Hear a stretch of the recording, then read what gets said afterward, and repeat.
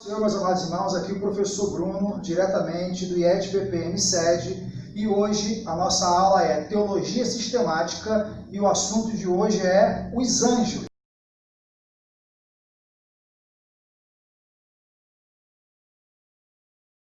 Você que é aluno do IED-BPM do Jardim Boa Ventura, ou do Parque Boa Ventura, hoje vamos continuar a nossa matéria de Teologia Sistemática. E o assunto de hoje vai ser sobre os anjos, um assunto muito polêmico, um assunto muito discutido, um assunto em que existe até mesmo muita superstição no meio evangélico. Vamos falar um pouco sobre o significado dos anjos, da palavra anjo.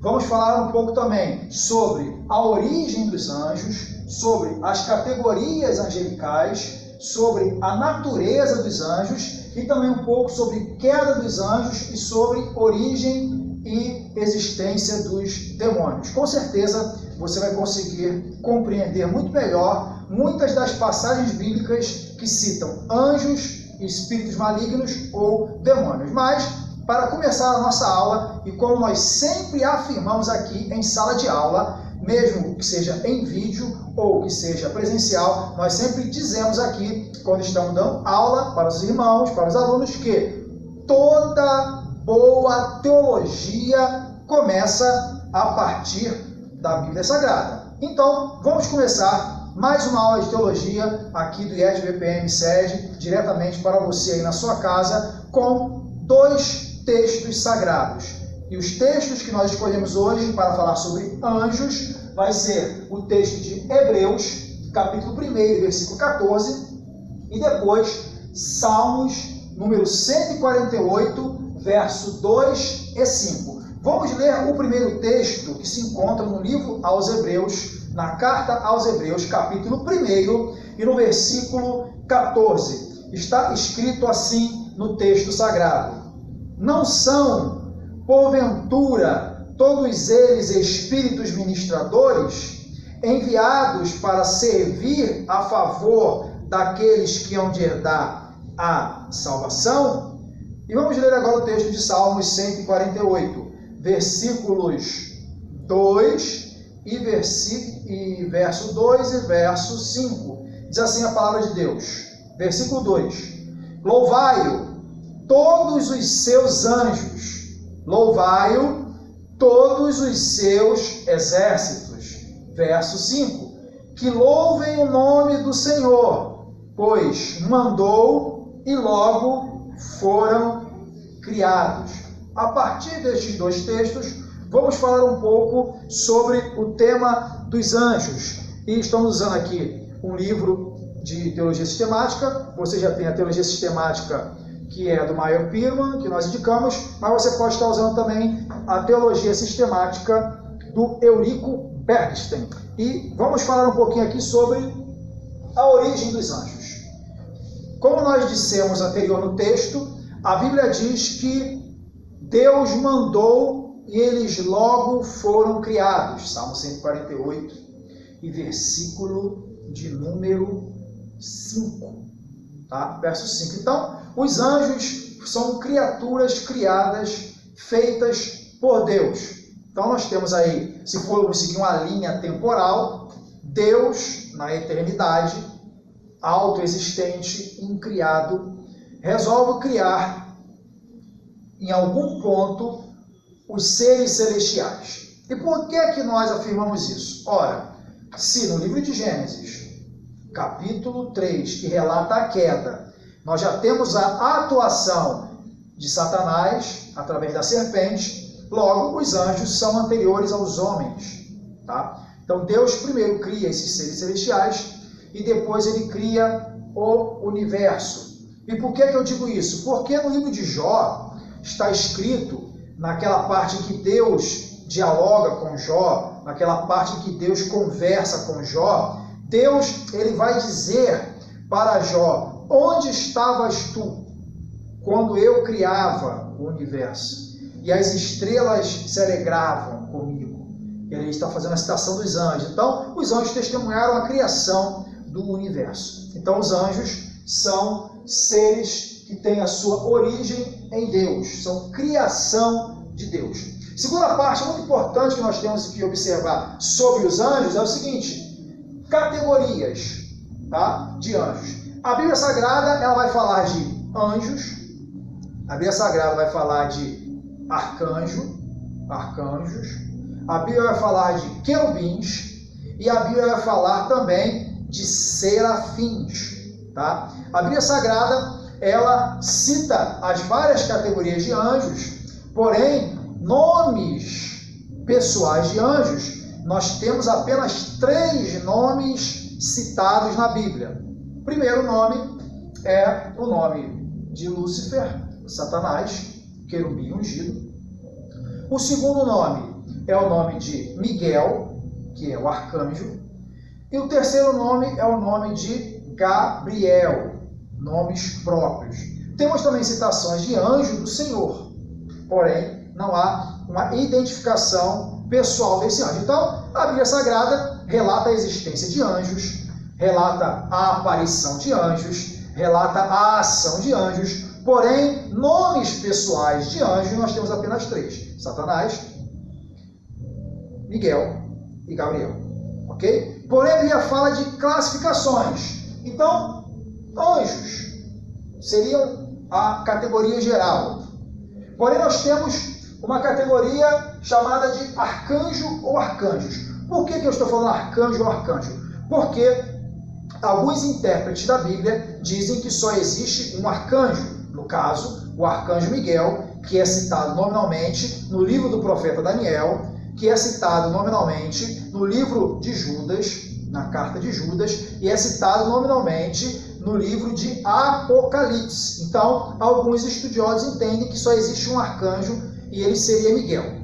Outros estudiosos, outros teólogos da Bíblia dizem que existem arcanjos no plural. Por quê? Porque a Bíblia cita que Miguel é um dos primeiros príncipes. Então, alguns estudiosos entendem que a citação de Miguel sendo arcanjo, mas sendo um dos primeiros príncipes, no plural, seria uma indicação de que o único arcanjo mencionado na Bíblia por nome é Miguel. Porém, haveria mais arcanjos, porque o texto cita Miguel como um dos primeiros príncipes. Usam também alguns estudiosos bíblicos, teólogos, a passagem de 1 Tessalonicenses, que fala sobre o arrebatamento da igreja, do toque da trombeta. O pastor e teólogo Walter Brunelli vai afirmar que o texto diz que a trombeta soará com voz de arcanjo e não com voz do. Então, Walter Brunelli diz que, como o texto se refere à voz de, significando categoria, e não voz do, significando alguém específico, haveria espaço para interpretar que a Bíblia cita nominalmente um arcanjo, Miguel, porém que Miguel seria um dos, tá? Mas isso são teorias teológicas, o texto bíblico só cita um nominalmente. Temos aqui também, né, querubins. E aí, querubins nós vemos na passagem de Gênesis, após a queda, que quando Adão e Eva foram expulsos do jardim por causa do pecado, diz que Deus colocou querubins para guardar a árvore da vida, tá? E uma espada flamejante que rodava em volta da árvore. Nós temos a afirmação de querubins que foram colocados, foram esculpidos na tampa da Arca da Aliança, chamada propiciatória. Nós temos querubins bordados nas cortinas do templo, tá? Querubins são anjos de guarda, anjos de proteção. Isso nós entendemos quando lemos Gênesis, após a queda, de que eles foram colocados, os querubins, para guardar o caminho da árvore da vida.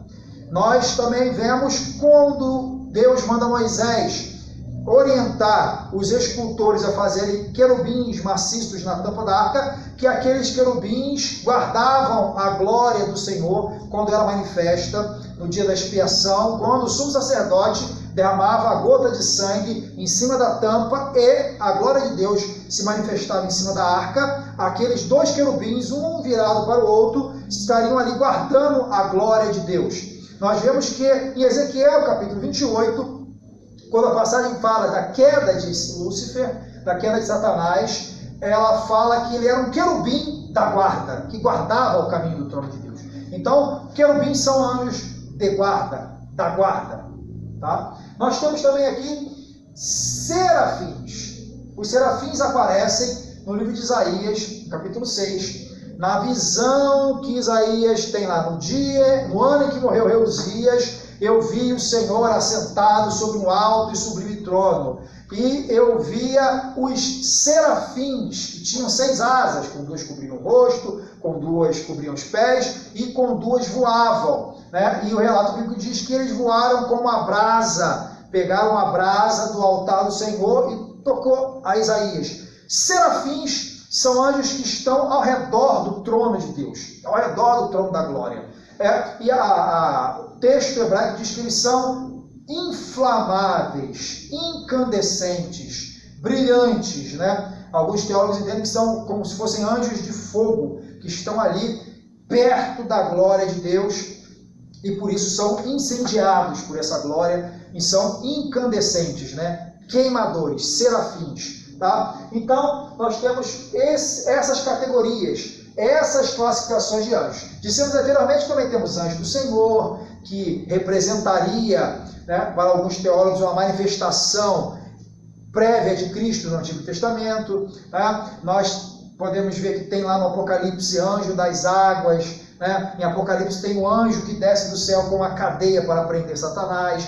Temos, assim, algum conhecimento, mas não temos uma ideia completa de como é que são os nomes e categorias. Eu ia falar de principados, de potestade, de domínios, tudo relacionado a esses seres espirituais. Precisamos falar também um pouco sobre a natureza dos anjos.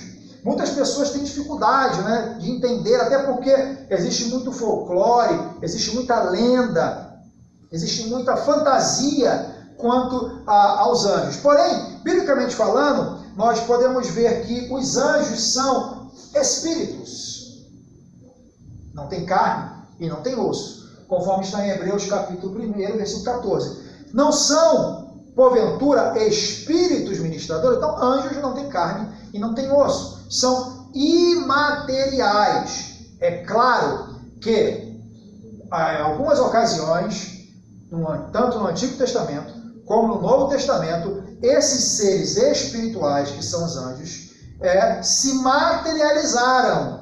Tá? Deus permitiu que eles se materializassem para cumprir algum propósito, para enviar alguma mensagem, para dar livramento, para operar algum tipo de ação sobrenatural. Então, eles podem sim, apesar de serem seres espirituais, se materializarem ou serem percebidos pela visão humana, se assim Deus quiser, dentro do seu propósito eterno. Então, os anjos são espíritos, e espírito, como diz Lucas 24, não tem carne e não tem osso. Como Jesus falou para eles, toque aqui no meu lado e toque nas minhas mãos, porque um espírito não tem carne e tem ossos, como Jesus afirmou. Tá? Segundo, os anjos foram criados. Os anjos não são seres autoexistentes. Os anjos foram criados a partir da palavra de Deus.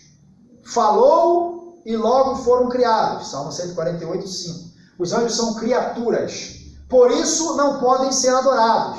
Anjos não podem ser adorados porque anjos são criaturas. Nós só podemos adorar o Criador, que é Deus. Tá? Anjos também são imortais. Perceba, os anjos não são eternos. Só Deus é eterno. Tá? Segundo, eles são imortais. Mas qual é a diferença de eternidade para imortalidade?